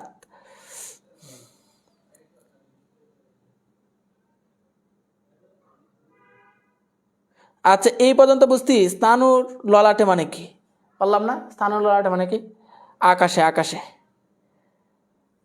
জি ভাইয়া বুঝতে পারছি। ওকে বাকিরা কি কেউ আছে সবার ক্লিয়ার ভাইয়া, ওকে ডান। ভাইয়া আমার কমেন্ট পড়েন না, তোমার কমেন্ট পড়ি না কে বললো, হ্যাঁ এই যে পড়লাম তোমার কমেন্ট। আচ্ছা কারো কোনো সমস্যা না ভাইয়া, কোনো সমস্যা না। শারমিন জান শিমু কি বলছো ভাইয়া, কোনো প্রশ্ন নেই, বুঝতে পারছি। শশী মানে চাঁদ, শশী মানে চাঁদ, আহমেদ মিসবাহ, শশী মানে চাঁদ। এমডি আল আরাফাত এসে বলতেছে কেউ ফা বললো না, কেন রে ভাই, ক্লাসের মধ্যে ফা বলার কি আছে, ক্লাসের মধ্যে ফা বলার কি আছে, আয়সা যত আজাইরে কথাবার্তা, হ্যাঁ মারুফ বলতেছে আমি ছিলাম না তাই ক্লিয়ার না। তুমি কই গেছিলা? কার সাথে সেট করতে গেছিলা বলো মারুফ? কি মারুফ, ক্লাসে এসে সেট করা লাগে? আচ্ছা ক্লিয়ার ভাইয়া, সবার কাছে ক্লিয়ার, সবার কাছে ক্লিয়ার। বাপ, আমি যেদিকে তাকে চারদিকে মনে হয় যে আমার পেট বেসে স্টুডেন্ট। আচ্ছা এখানে পেট বেসে নাই এমন কেউ আছো যে আমাদের পেট বেসে নাই? আমাদের পেট বেসে নাই যারা, তোমাদেরকে বলবো যদি একটা ভালো প্রিপারেশন নিতে চাও আমাদের FRB 4.1 কোর্সে ভর্তি হয়ে যাও। আমাদের FRB 4.1 কোর্সে ভর্তি হয়ে যাও। আমাদের FRB 4.1 কোর্সে ভর্তি হয়ে যাও, ইনশাল্লাহ সেরাটা পাবা, এতটুকু শিওর। যারা আমাদের পেট বেছে নেই চাইলে FRB 4.1 কোর্সে ভর্তি হতে পারে। আচ্ছা আমরা সামনে আগে বলছে কে বাসে অদম রাম, অর্থাৎ কি রাম কে বলতেছে কে বাসে অদম রাম। বলছে কি কে বাসে অদম রাম, অর্থাৎ কাকে বলতেছে এখানে? রামকে বলতেছে কে বাসে অদম রাম। স্বচ্ছ সরোবরে, স্বচ্ছ সরোবর মানে পরিষ্কার পুকুরে, স্বচ্ছ সরোবরে মানে কি পরিষ্কার পুকুরে, পরিষ্কার পরিষ্কার পুকুরের কথা বলতেছে, পুকুরে স্বচ্ছ সরোবরে মানে পরিষ্কার পুকুরে।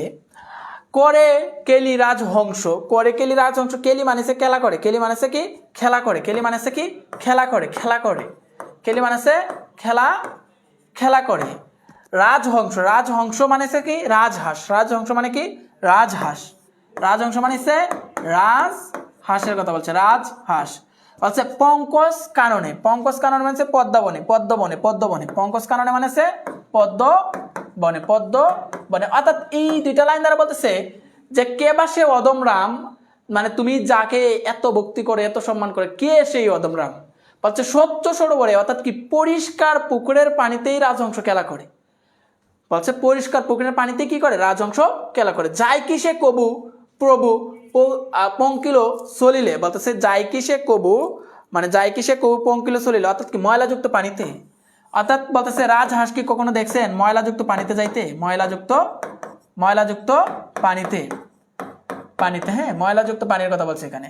যে পঙ্কিল চলিলে, শৈবাল দামের, শৈবালের দলের দাম, বলছে শৈবালের দলের দাম, শৈবাল দলের দাম এসে কি শেওলা, শেওলাকে বোঝাইছে, কাকে বোঝাইছে? শেওলাকে বোঝাইছে। শৈবাল দলের দাম মানেছে শেওলা থেকে, শেওলাকে বোঝাইছে, শেওলা। তার বলছে মৃগেন্দ্র কিশোরী, কি বলছে? মৃগেন্দ্র কিশোরী, মৃগেন্দ্র কিশোরী বলছে পশুরাজ সিংহ, মৃগেন্দ্র কিশোরী মানে কি পশুরাজ সিংহ, পশুরাজ, পশুরাজ সিংহ, পশুরাজ কি সিংহ, মৃগেন্দ্র কিশোরী মানে কি?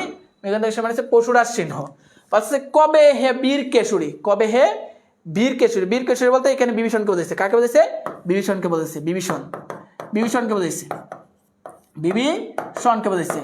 বলছে সন্ত্রাসে শ্রীগালে মৃত্যু পাবে, সন্ত্রাসে মানে কি? সন্ত্রাসে মানে কি মানে তোমার সন্ত্রাসে মানে কি আহ্বান করা, সম্ভাষে মানে আহ্বান করা, এখানে সম্ভাষ হবে, হ্যাঁ বানাটা একটু বলেছে। সম্ভাষে মানে কি?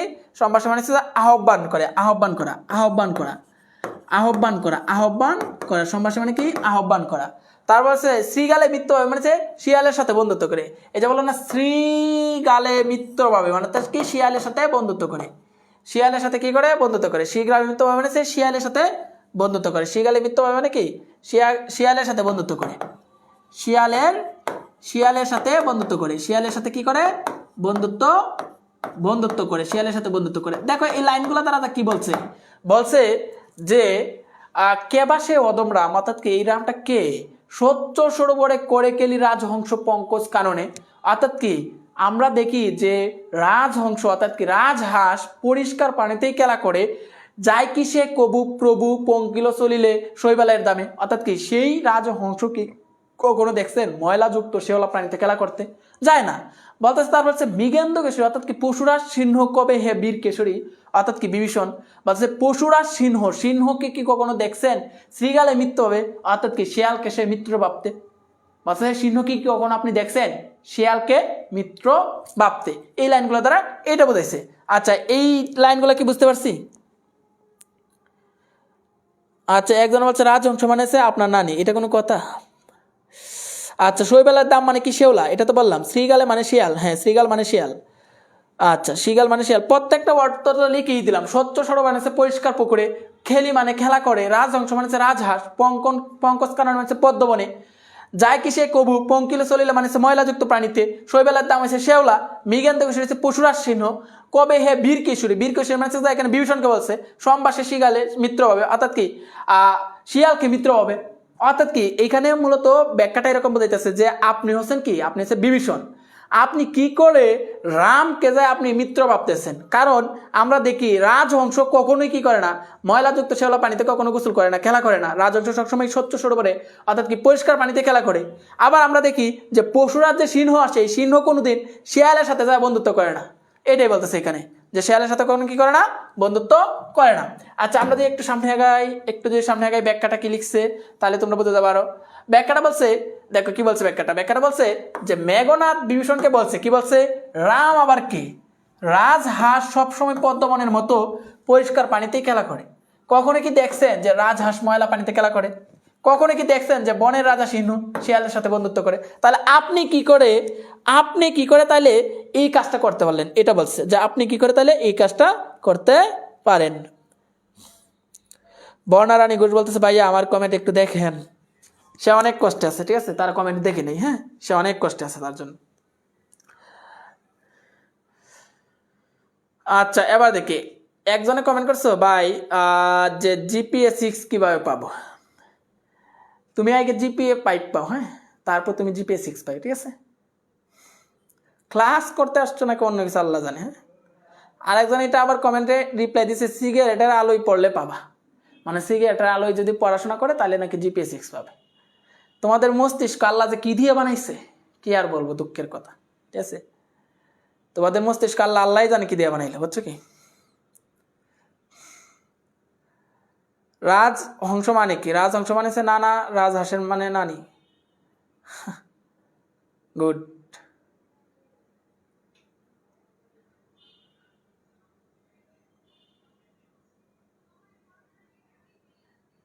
রাজহংস ভালো করে বুঝছি ভাইয়া, একজন বলছো। অনিক ইসলাম বলছে হ্যালো স্যার। হ্যাঁ, কি বলবা, কিছু বলবা স্যার? আচ্ছা সবাই কি বুঝতে পারছি ব্যাপারটা? কারো কোনো কোয়েশ্চন?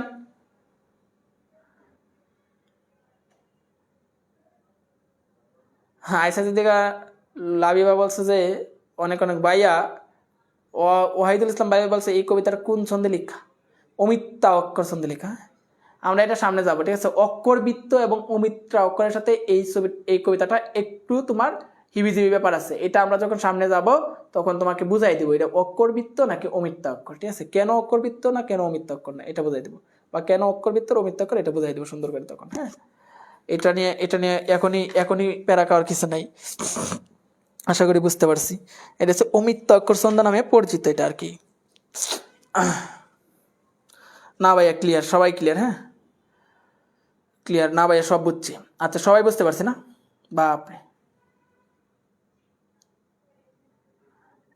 একজন কমেন্ট করছে ভাইয়া একটু পুজ দেন। পুজ কি আবার? যে একটা একটা একটা কিনে একটা স্ক্রিনশট নেই, আপনাকে সুন্দর লাগতেছে, আসলেই সুন্দর লাগতেছে। হৃদয় ভাই তো সবসময় সুন্দর, ঠিক আছে। ভাইকে আলাদা করে আজকে সুন্দর লাগার কি আছে বলো? হ্যাঁ, হৃদয় ভাই সবসময় সুন্দর, বুঝছো কি, সুন্দর না? সুন্দর মানে হৃদয় ভাই খয়েরি সুন্দরী, বুঝছো কি, খয়েরি সুন্দরী বুঝো? হ্যাঁ, খয়েরি সুন্দরী বুঝো না তোমরা না? যাই হোক, হৃদয় ভাই খয়েরি সুন্দরী, বুঝছো কি, মানে কালো না, ঠিক আছে। ভাইছে খয়েরি কালার।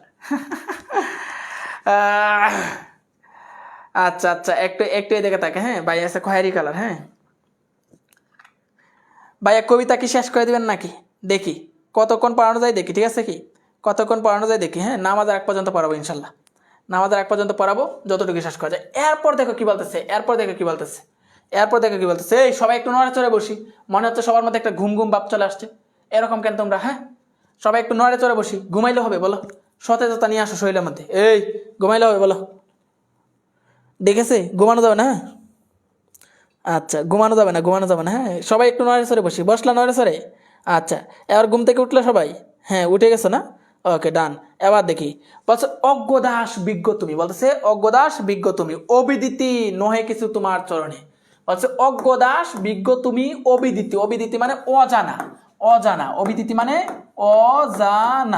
অজানা নহে মানে কোনো কিছু অজানা না, তোমারই চরণে মানে তোমারই চরণে, অজানা না কোনো কিছু কি তোমার চরণে, অর্থাৎ কি তোমার কোনো কিছু অজানা না, তোমার কোনো কিছু না অজানা না, তোমার কোনো কিছু না অজানা না, ঠিক আছে। তোমার কোনো কিছুই কি না অজানা না, তোমার কোনো কিছু কি না অজানা না। অর্থাৎ কি অজ্ঞ দাস নহে তুমি, তোমার কোনো কিছু কিনা অজানা না, এটাই বলতেছে অবিদিতি, অজানা না। আচ্ছা এবার হচ্ছে কুর্দমতি নর, কি বলছে? কুর্দমতি নর। কুর্দমতি নর মানে কি? একটা নিকৃষ্ট যে প্রাণী আছে, ঠিক আছে, কিছু মন মানসিকতার লোক, কিছু কিছু মন মানসিকতার লোক। কুর্দমতি নর বলছে কিছু মন মানসিকতার লোক, হ্যাঁ, কিছু মন মানসিকতার লোক, কিছু কি মন মানসিকতার লোক, মন মানসিকতার লোকের কথা বলছে, যে কুর্দমতি নর মানে কিছু মন মানসিকতার লোক করে লক্ষণ নহিলে অস্ত্রহীনে যাদের কি সে সম্বোধন সংগ্রামে, বলতেছে যে কিছু কুর্দমতি নর আছে যে নর করে লক্ষণ নহিলে, অর্থাৎ কি অনেকে আছে যারা কিনা যুদ্ধ অস্ত্র ছাড়াই যখন যুদ্ধে আহ্বান করতেছে তখন বলছে যে অস্ত্রহীনে যাদে, যাদে মানে কি যুদ্ধে, যাদে মানে কি যুদ্ধে, অস্ত্রহীনে যাদে মানে যুদ্ধে, অস্ত্রহীনে যাদে মানে কি যুদ্ধে। তো যুদ্ধ বা সংগ্রামের কথা বলতেছে যে অস্ত্রহীনের যুদ্ধে কি সে সম্বোধন মানে ডাকছে, সম্বোধন মানে আহ্বান করে, সম্বোধন আহ্বানে বলছে সম্বোধন সংগ্রামে, অর্থাৎ কি যুদ্ধে ডাকে, হ্যাঁ, যুদ্ধের জন্য ডাকে, হ্যাঁ, যুদ্ধের জন্য কি করে, যুদ্ধের জন্য ডাকার কথা বলছে, যুদ্ধের জন্য ডাকা। তো এখানে যেটা বলতেছে, আচ্ছা দেখি মাঝে মাঝে জাপসা হয়ে যাচ্ছে না, আচ্ছা মাঝে মাঝে জাপসা হয়ে যাচ্ছে, আচ্ছা যাই হোক দেখি কি বলছে, অস্ত্রহীনে যাদের যুদ্ধে কিসে সম্বোধনের সংগ্রামে, অর্থাৎ কি যুদ্ধের জন্য দেখে কোহ মহারথী, অর্থাৎ কি বিভীষণকে বলতেছে যে কোহ মহারথী, একই মহারথীর পথা, এটা কি যুদ্ধের নিয়ম, নাহি শুনে শিশু লঙ্কা পরে শুনি না হাসিবে, অর্থাৎ কি এই কথা শুনে লঙ্কা পরে, অর্থাৎ কি লঙ্কা রাজ্যের কেউ এমন কোনো শিশু নাই যে হাসিবে না, এটাই বলতেছে। তো কি বললো এটা, বলতেছে যে অজ্ঞদাস বিজ্ঞ তুমি অবদিতি নহি, তোমার কোনো চরণে, অর্থাৎ কি তুমি কোনো কিছু জানো না, এমন কোনো কিছু নাই। কুর্দমতি নর, অর্থাৎ কি কিছু সুত মন মানসিকতার লোক আছে যারা কিনা কি করছে, অস্ত্রহীন যাতে মানে যুদ্ধে ডাকতেছে, অস্ত্র ছাড়া যুদ্ধে ডাকতেছে। তো এই কথা শুনে লঙ্কাপুরের এমন কোনো শিশু নাই যে তারা হাসবে না, এটাই বলতেছে। আমরা যদি একটু সামনে যাই, ব্যাখ্যাটা একটু দেখি, তাহলে বুঝতে পারবো আরো। বলছে মেঘনাথ বিভীষণকে বলছে, কি বলছে, চাচা আপনি তো সবই জানেন, সবই বুঝেন, লক্ষণের মতো নিচু মনের মানুষ কিনা আমার সাথে যুদ্ধ করতে চায়, অথচ আমার কাছে এখন কোনো কি নাই, অস্ত্র নেই, এটা কি কোনো যুদ্ধের নিয়ম নাকি? কাপুরুষতার পরিচয়। লঙ্কাপুরের একটা ছোট্ট শিশু এই কথা শুনলেও তো হাসবে, এই কথাটাই বলছে এখানে, এই কথাটাই বলছে, কি বুঝতে পারছি, এখানে এই কথাটাই বলছে, আর কিছু নেই, যুদ্ধের জন্য ডাকা, রাইট, এখানে কি এই কথাটাই বলছে, আর কিছু বলে নাই। কি বুঝতে পারছি সবাই এখানে কি বলছে, এখানে কি বলছে সবাই কি বুঝতে পারছি?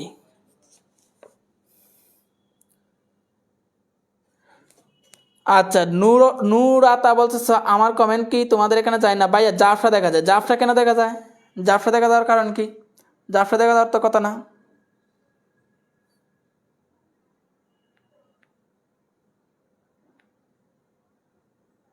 আচ্ছা সব ফোকাস লক করে ক্যামেরা জাফরা হচ্ছে, আচ্ছা জাফরা চোখ বন্ধ করে থাকো, তাহলে জাফরা দেখা যাবে না, বুঝছি ভাইয়া। আচ্ছা বুঝছি ভাইয়া, সবাই বুঝতে পারছি না, সবাই বুঝতে পারছি না, আচ্ছা সবাই বুঝতে পারছি। আচ্ছা তোমাদেরকে একটু জাস্ট এসে অতিরিক্ত 1 মিনিট কথা বলি, সেটা হচ্ছে তোমরা আমাদের যে আমরা কিন্তু অলরেডি FRB যে 4.0 কোর্স আছে, এই 0 কোর্সের বন্ধ হয়ে গেছে ভর্তি। তো আমরা তোমাদের কথা চিন্তা করে যারা টেস্ট পরীক্ষার পরে ভালো কিছু করতে চাইতেছো, বা ভালো একটা ফিডব্যাক চাইতেছো, বা ভালো একটা প্রিপারেশন নিতে চাচ্ছ, তোমাদের জন্য আমরা FRB 4.1 আনলাম, FRB 4.1 কোর্সটা আনছি, FRB 4.1 কোর্স, যেটার ক্লাস শুরু হবে ঈদের পরে এটার ক্লাস শুরু হবে FRB 4.1 এর। তো তোমরা যারা আমাদের এই কোর্সে FRB 4.1 কোর্সে ভর্তি হতে চাও, তোমাদেরকে আমি জাস্ট আমাদের এখানে ভর্তি হওয়ার জন্য বলতেছি না, জাস্ট হচ্ছে আমার কথা হচ্ছে তোমরা আমাদের ফ্রি ক্লাসগুলো করতেছো, প্লাস পাশাপাশি তোমরা জাস্ট হচ্ছে যে তোমার যদি কোনো বান্ধবী আমাদের FRB 4.0 কোর্সে ভর্তি থাকে, বা তোমার কোনো বন্ধু যদি ভর্তি থাকে, তাহলে তার কাছে একটু জিজ্ঞাসা করবা, একটু রিভিউ নিবা যে আসলে আমরা কিরকম পড়াই বা আমাদের গাইডলাইনগুলো কিরকম, ঠিক আছে? ওইখানে কিন্তু তুমি প্রতিদিন এক্সাম দিতে পারবা, আজকেও এক্সাম আছে, অর্থাৎ কি প্রত্যেকটা দিনই এক্সাম আছে, যা পড়াচ্ছি তার উপর এক্সাম নিচ্ছি আমরা, রিটেন এক্সাম নিব। তারপর হচ্ছে তোমার আবার যে কোনো সমস্যা তুমি হোয়াটসঅ্যাপে আমাদের সাথে বলতে পারবা। আর তাছাড়া হোয়াটসঅ্যাপে তোমাদের সাথে আমরা 24 ঘন্টায় থাকবো, বিভিন্ন আপডেট দিব যে কেমনে পড়তে হবে, তোমাদেরকে এক মোটিভেশন দেওয়া, পড়াতে ফিরায় না, ডিপ্রেশনে চলে গেছে, ডিপ্রেশন থেকে ফিরাই না, আবার পড়া টেবিলে বসানো, এই সব কিছু আমরা এই FRB 4.0 করতেছি, FRB 4.1 করবো। এফআরবি 4.1 তোমরা হচ্ছে বিগত বছরের যে 25 থেকে 2013 পর্যন্ত 16 পর্যন্ত যত বোর্ড কোয়েশ্চেন আছে সব বোর্ড কোয়েশ্চেনের সলভের ভিডিও আকারে পাওয়া যাবে, ক্লিপ। এটা এফআরবি 4.0 অনে পাবা, 4.0 তো পাবাই, অনে পাবা। তো তোমরা যারা এফআরবি 4.1 ভর্তি হইতে চাও তোমরা যত দ্রুত সম্ভব ভর্তি হয়ে যাও। দেখো টাকা পয়সা ইনভেস্ট না কইরা কখনো ভালো কিছু করা যায় না, তোমাকে অবশ্যই ইনভেস্ট করতে হবে। তুমি যদি ইনভেস্ট করো তবেই ভালো ফলাফল পাবা। বুঝছো? ধরো হচ্ছে তোমার আব্বু যদি একজন কৃষক হয়ে থাকেন, তো তোমার আব্বু ধরো হচ্ছে কৃষক হয়ে থাকার কারণে তোমার আব্বু অবশ্যই কি করবে, জমিতে চাষাবাস করার জন্য প্রথমে কি ইনভেস্ট করবে, ইনভেস্ট করার পরে কিন্তু ফলাফল পাবে, তাই না? আচ্ছা আমরা 1 মিনিট একটু বিরত থাকি, কারণ 1 মিনিট আজান দিচ্ছে।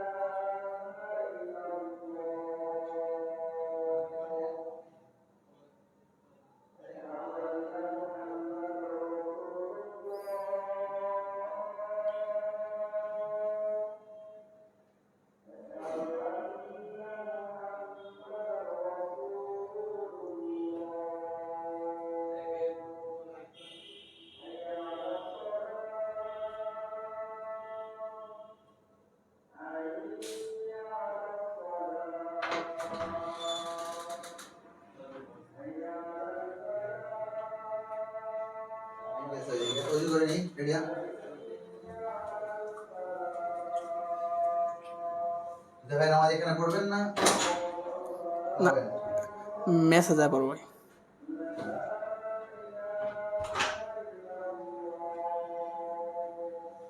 আচ্ছা একটু এদিকে তাকাই, সবাই একটু এদিকে তাকাই, কমেন্ট আচ্ছা একটু এদিকে, ও ভাইয়া কি এদিকে তাকান, একটু স্ক্রিনশট নিবো, হচ্ছে সমস্যা নাই, তাকাবো। হ্যাঁ, তো যেটা বললাম, তো তোমরা চাইলে আমাদের এই এফআরবি 4.1 কোর্সে ভর্তি হতে পারো। আমি এতটুকু তোমাদেরকে নিশ্চিত করতে পারি যে আমাদের প্ল্যাটফর্মের তুমি কোনো টিচারের কাছে কিছু পাওয়ার না পাও, হৃদয়ের কাছে অনেক কিছু পাবা। তোমরা যারা আমার ক্লাস করো বা আমার সাথে হোয়াটসঅ্যাপ গ্রুপে যুক্ত আছো, তোমরা জানো যে আমি কি আপডেট দিই আর না দিই। তোমাদেরকে আবার রুটিন অনুযায়ী পরীক্ষা নেওয়া সব কিছু আমি A to Z তোমাদেরকে গুছাই দেবো। মানে এক কথায় তোমাদের পরীক্ষার আগে তোমরা যাতে ভালো কিছু করতে পারো, এর জন্য তোমাদের একেবারে সব কিছু ইনশাল্লাহ দিয়ে দেবো। ইনশাল্লাহ তোমরা আমার কাছে সব কিছু পাবা, এতটুকু শিওর থাকতে পারো যে আমাদের এই গ্রুপে ইনশাল্লাহ তোমরা সব কিছু পাবা। তো তোমরা যারা আমাদের এফআরবি 4.1 কোর্সে ভর্তি হতে চাও, তোমরা চাইলে এই পেজে ইনবক্সে নক দিতে পারো, অথবা বিস্তারিত ক্যাপশনে দেওয়া আছে, ক্যাপশন দেখেও তোমরা ভর্তি হয়ে যেতে পারো। তোমাদের সাথে আশা করি জোস একটা ব্যাপার পাবা। কারণ দেখো ইনভেস্টমেন্ট ছাড়া কখনো ভালো কিছু করা যায় না। ইনভেস্ট তোমাকে অবশ্যই করতে হবে, ভালো কিছু করতে হলে ইনভেস্ট তোমাকে অবশ্যই করতে হবে, বুঝছো কি? আনালে হবে না, বুঝছো কি? ইনভেস্ট না করলে তুমি ভালো কিছু করতে পারবে না, এতটুকু। তো ইনভেস্ট তোমাকে কি করতেই হবে, ইনভেস্ট করা ছাড়া ভালো কিছু করতে পারবে না, বুঝছো কি? আচ্ছা তোমাদেরকে জাস্ট একটা মোটিভেশন দিয়ে ক্লাসটা শেষ করে দেবো। সেটা হচ্ছে যেহেতু রমজান মাস চলতেছে, তো এই রমজান মাস উপলক্ষে আল্লাহ তালার কাছে তুমি যা চাইবা তুমি তা আল্লাহ তালা তোমার কাছে কবুল করবে। তো দোয়া কবুলের সবচেয়ে উত্তম সময় হচ্ছে রমজান মাসে। তুমি যখন ইফতার করতে বসো, ইফতারের পূর্ব মুহূর্তে তুমি আল্লাহর কাছে ইফতার সামনে রাখা তুমি যা বলবা, দেখবে যে আল্লাহ তালা খুব সহজেই তোমাকে কবুল করে নিছে। তো তোমাদের যাদের মনের ইচ্ছা যা তা তুমি এই রমজান মাসে ইফতারের পূর্ব মুহূর্তে তুমি আল্লাহর কাছে বলিও, ঠিক আছে? সারাদিন রোজা রাখার পরে যখন আল্লাহর কাছে এটা বলবা, তখন দেখবা যে আল্লাহ তালা নিশ্চিত তোমার দোয়া কবুল করে নিবে, আমিন। তো আরেকটা কথা হচ্ছে, যেহেতু রমজান মাস, তো যার ফলে এসে মনে করো যে পড়াশোনা করতে একটু কষ্ট হচ্ছে, সবারই কষ্ট হবে, এটাই স্বাভাবিক। কিন্তু এই কষ্টের মধ্যে থেকেও কেউ না কেউ টিকেই মনে হয় যে টেবিলে বসে আছে, কেউ না কেউ মনে করো যে পড়াশোনা টিকেই কন্টিনিউ করতেছে। তো ওই জায়গা থেকে আমি বলবো, তুমি কেন কন্টিনিউ করবা না, তুমি কেন পিছায় থাকবে, তুমিও কন্টিনিউ করো। তোমার যা সমস্যা এখন একটু কষ্ট লাগবে, কষ্ট করেই তো পড়াশোনা করতে হয়, কষ্ট করা ছাড়া তো পড়াশোনা হয় না, ঠিক আছে? তুমি তাও তো দেখো, মনে করো যে ইফতার করে দেখা যায় যে বিছানায় শুয়ে করছো, তারপর আবার দেখা যায় মনে করছে সেহেরি খাওয়ার পরে নামাজটা পরেই বিছানায় শুয়ে পড়ছো, মানে ঘুমের মধ্যেই আছো দেখো তুমি, ঠিক আছে? তাই এত ঘুমানোর দরকার নেই, ঠিক আছে? তোমার হচ্ছে একটু কষ্ট করে পড়াশোনাটা করো, কারণ দিন শেষে মনে হয় যে একটু আরাম আয়েশের জন্য হলো এখন পড়াশোনাটা করতেই হবে কষ্ট করে, বুঝছো কি? নাহলে কখনোই ভালো কিছু করতে পারবে না। তোমাদের যা সমস্যা, যা কোনো সমস্যা থাকে, তোমরা অবশ্যই আমাদের ইনবক্সে নক দেবে, আমরা তোমাদেরকে সলভ দেবো। এবং প্লাস পাস হয়ে যারা এফআরবি 4.1 কোর্সে ভর্তি হওয়ার ইচ্ছা আছে, দ্রুত ভর্তি হয়ে যাও, ইনশাল্লাহ সেরা কিছু পাবা। তো দেখা হবে তোমাদের সাথে নেক্সট ক্লাসে ইনশাল্লাহ। আজকের ক্লাসটা এই পর্যন্ত, বাকি ক্লাসটা আগামী কোনো ক্লাসে আমরা বাকি কবিতাটা সবটা শেষ করে দেবো। তো সবাই সুস্থ থাকো, সুন্দর থাকো, ভালো থাকো। যারা স্ক্রিনশট নিতে চাচ্ছিল নিয়ে নাও, এখন দাঁড়াইলাম, হইল নেওয়া হয়েছে। ওকে, ডান, টাটা।